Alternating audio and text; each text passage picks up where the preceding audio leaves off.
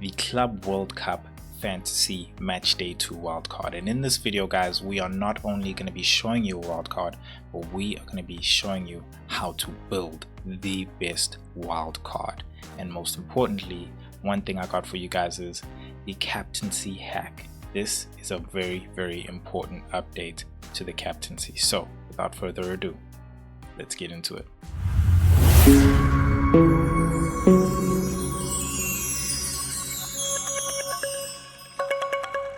So here's a stat for you guys. Over 70% of you guys watching are not subscribed. Now let's make a deal.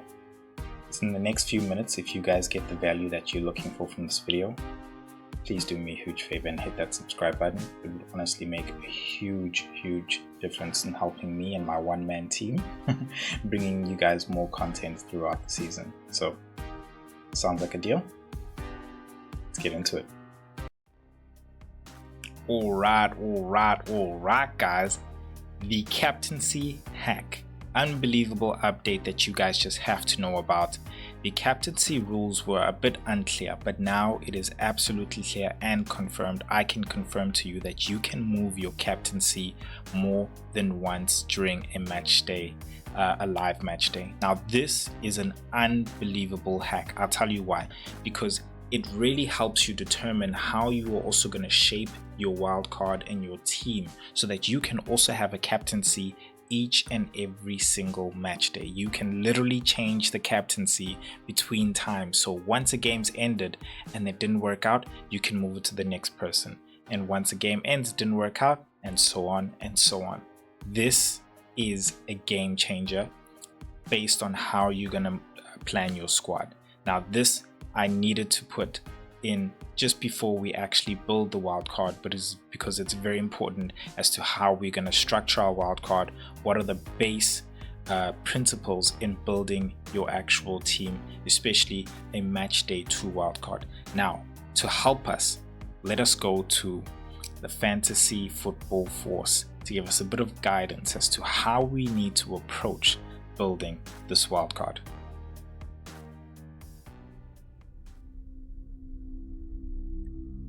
Silence as the FPL Force brings wisdom. A wildcard is not chaos, it is clarity. It is the moment you reshape your destiny. Use it with purpose, and the Force shall reward you. In one's wildcard, there must be a balance. One must have premiums, budget gems, and differentials. Premiums are like your lightsabers, powerful but costly.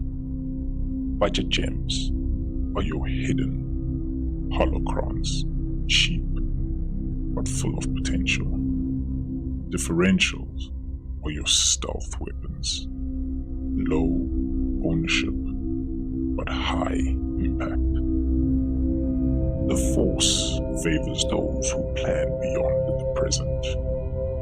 Teams with strong matchday 2 and 3 fixtures must be targeted.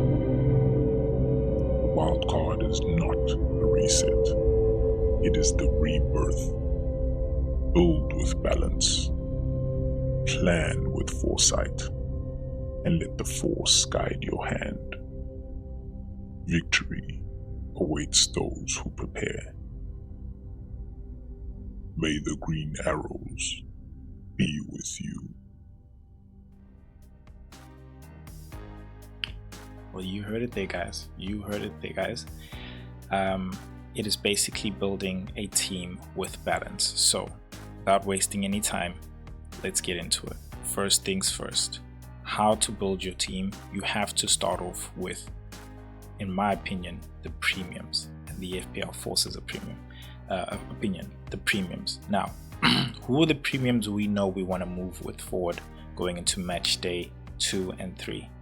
Definitely, I think the number one premium that we're going to be moving forward with is a Kylian Mbappe. So we're definitely going to include him in our team.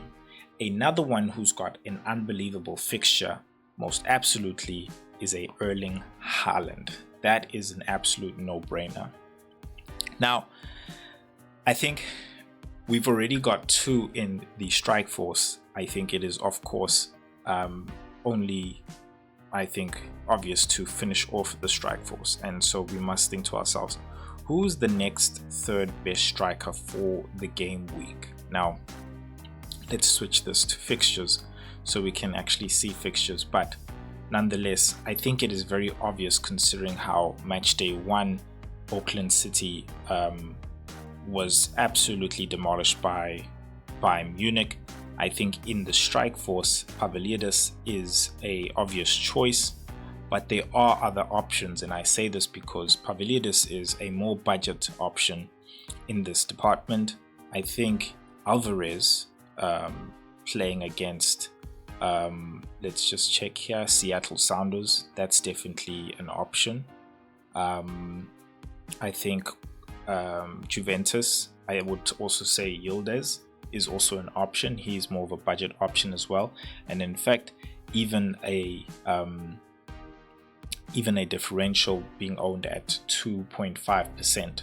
So I think you can decide, but nonetheless, in this moment and position in time, I would go with Pavlidis, and that would complete the strike force, because I think that, of course, they will have a great fixture against Auckland. It is a game in which you can more so predict more than anything.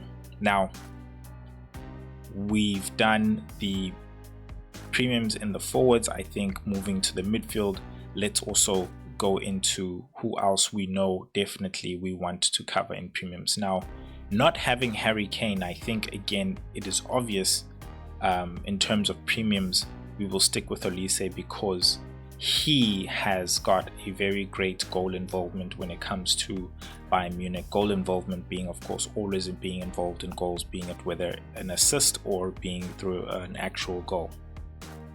Then I think once you've got your premiums sorted out, it is important to then also go on to, in my belief, and I think the FPL Force as well, is the budget, because it is once you've sorted out your budgets, you're actually able to then get to who you can afford in the mid-range. So let's look at what budget options we know we definitely do want.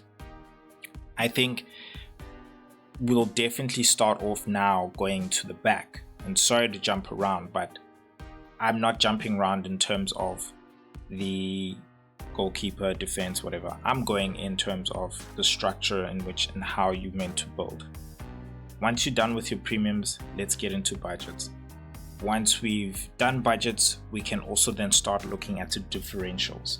So now we're going into budget, because budget gems are going to help us look again, not just at our mid-range, but also, as we mentioned, our differentials, who we also want to make sure that we can afford. So our budget, I say start at goalkeepers, because I think it's very obvious. Armani having is being very low owned, as well as having a good fixture in Matchday 2. He is an obvious pick there, being secured minutes as well. Now, I think one which I would go for in terms of another goalkeeper here, and this for me now is where I jump into differential. And I say that because if we go and we jump to selected, a keeper who has gone under 5%, who has a great Matchday 2 fixture and is still in a very good team, is Di Gregorio from Juventus. He has jumped down to 4.7. I think this is absolutely beautiful. Now, of course, these things can change, and so it's important to keep up with these things, and that's why I mention not just going, this is the best keeper, this is the best defense, this is the best midfield. It's the structure that's emphasis. Premiums, who are your budgets, and then who are your differentials. And within that, you can then, of course, change different options, of course. So, for example, Di Gregorio, let's look at his price. I believe is I'll just confirm for you. It is 4 point. Sorry, I'm in the wrong thingy here for you guys. Absolutely sorry. Doing this live for you guys so you can see. Di Gregorio 5.3. Another budget option who is in the same very much conditions in terms of a great matchday 2 fixture, maybe not so much matchday 3, is a Trubin from Benfica. So just in this case, I just prefer to go for Di Gregorio because I know he's a better keeper, and if I do want to save on transfers, I can somewhat leave him there if I do not want to change keepers. But nonetheless, I'm gonna go for Di Gregorio here, but he is a transfer that we can make. If you don't know, hits are 3 points, not -4, and so they are somewhat rewarding if you can go for if you go for a differential below than 5% and they get a clean sheet. That's like 9 points. So essentially you get 6 points in defense, but you don't necessarily want to take hits in defense either way. Nonetheless, cool. Di Gregorio it is. Now we've got our budget there, and we also want to see where else we would have our budget. Usually we would also have a budget in the defense or in the midfield. So Francisco Moura is definitely a great budget defender. He's going to be playing Inter Miami. I think when it's Porto versus Inter Miami, that's definitely a fixture which you can Porto can definitely come out on top, in my opinion. So he's definitely an option there. I think in the midfield, one that I do think yet hasn't played as the time of recording, but is an obvious choice based on his team input, is Masturano. But in this case, in terms of fixtures, where I want to bring in fixtures now, I think one person who is slightly cheaper now, starting going into the mid-range, is Julian Brandt.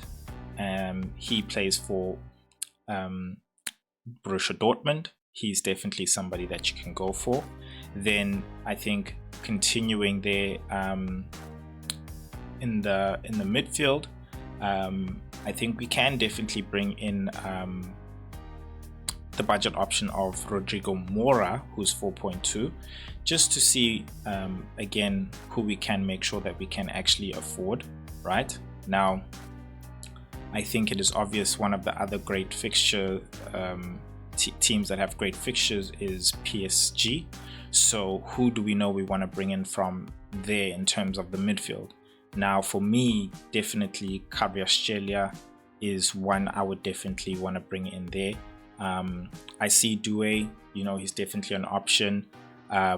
He's also cheaper, and I think again that goes dependent on you guys, but in my opinion, I think Kvaratskhelia is absolutely more involved really when it comes to the attack. Doué definitely is also involved.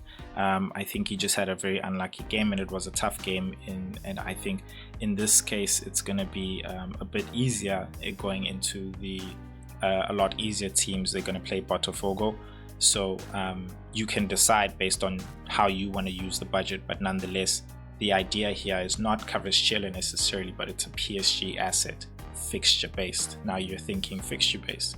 So another one which I would say I would use in terms of fixture base, I would look at maybe possibility Di Maria, if you want to go that route, or if you want to double up in attack. In terms of PSG, you can do that with PSG, or again you can go into another great attack. Great 2 fixtures is Borussia Dortmund. So honestly, all your choice, guys. How you want to go in that last picture? Do you want to base it on fixtures? Do you want to base it on differential, or do you want to base it on premium assets, whatever, based on your money? So I think let's leave it open, and then we'll see how we actually go in terms of decision making there. Now for me, the defense, because of the way the game is built with this scouting bonus, in my opinion, our defenders should all be differentials. So having said that, I would then go to the the filter, and I would start to put in teams which I know have great 2 fixtures. So of course I would put in Paris Saint-Germain, I would put in Borussia Dortmund. I would also put in teams which are superior just in general, of course. So for example, Bayern Munich is of course superior. Inter Milan, I think in their group, are definitely superior. Who else? I think for now, we put Borussia Dortmund. Of course, Real Madrid. Let's put them in as well. So yeah, now I'm looking at, of course, differentials, but I've also made sure that they are considered in terms of their fixtures. So now we've done that as well. We've got that filter in, and we're also filtering just for defensive players. First off, I think superior team differential, Stanisic has dropped down to 4.8. I would definitely have him in without a thought. When it comes to Borussia Dortmund, you can go for an Anton, a Ben Tabani.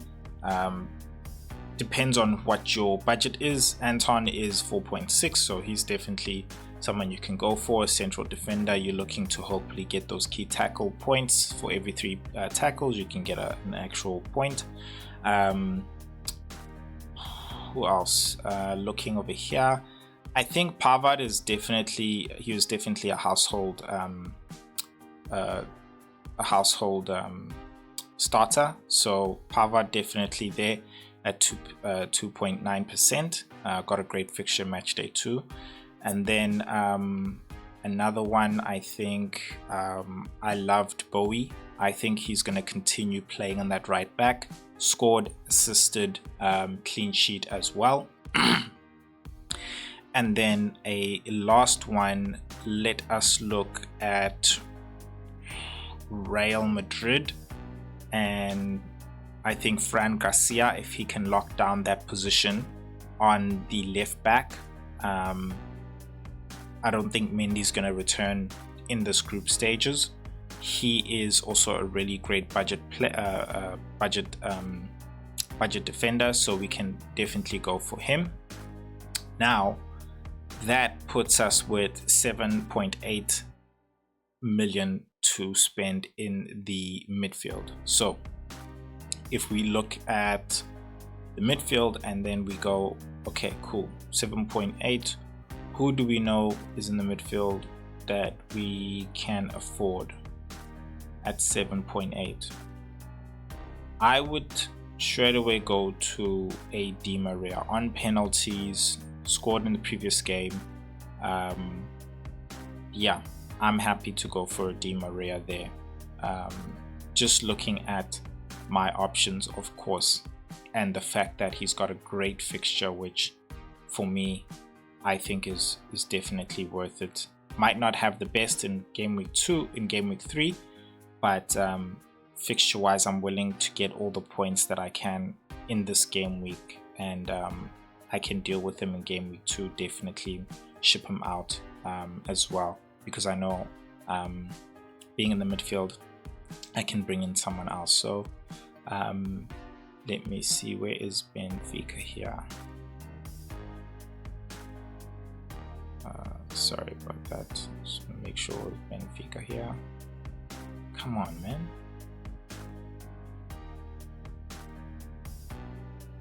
Let me just do this.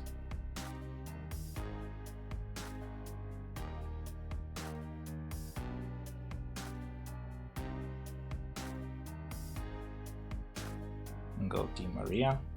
There we go. Now, that is our